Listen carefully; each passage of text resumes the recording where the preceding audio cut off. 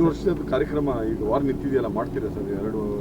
ಮಾಡಬೇಕು ಅಂತ ಮಾಡಿದ್ದೀವಿ. ಬಿಕಾಸ್ ಮೊನ್ನೆ ಕ್ಯಾಬಿನೆಟ್ನಲ್ಲಿ ಅದಿನ್ನೂ ಸೀಜ್ ಫೈರ್ ಆಗಿರಲಿಲ್ಲ.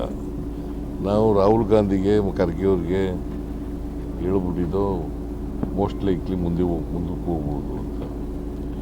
ಈಗ ಅವರು ಸುರ್ಜೇವಾಲಾ ಅವರು, ವೇಣುಗೋಪಾಲ್ ಅವರು ರಾಹುಲ್ ಗಾಂಧಿಗೆ ಹೇಳ್ಬಿಟ್ಟಿದ್ರಂತೆ ಮುಂದಕ್ಕೆ ಹೋಗ್ಬೋದು ಅಂತ.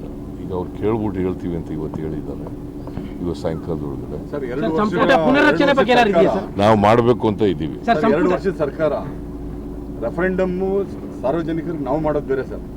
ನೀವು ಆಸ್ ಎ ಚೀಫ್ ಮಿನಿಸ್ಟರ್, ಯಾಕಂದ್ರೆ ಕ್ಯಾಬಿನೆಟ್ ಅಲ್ಲಿ ನೀವು ಒಂದು ಸರ್ಕಾರ ನಡೆಸ್ತಾ ಇರೋದ್ರಿಂದ how do you rate your government sir? ನಿಮ್ಗೆ ಸರ್ಕಾರ ಯಾವ ತರ ರೇಟ್ ಮಾಡ್ತೀರಾ? ಏನಾದರೂ ನುಡಿದಂತೆ ನಡೆದ ಸರ್ಕಾರ ಇದ್ರೆ ನಮ್ದು ಸರ್, ಪಟ್ಟು ಮಾತಿನಂತೆ ನಡ್ಕೊಂಡಿದ್ರೆ ನಮ್ಮ ಸರ್ಕಾರ.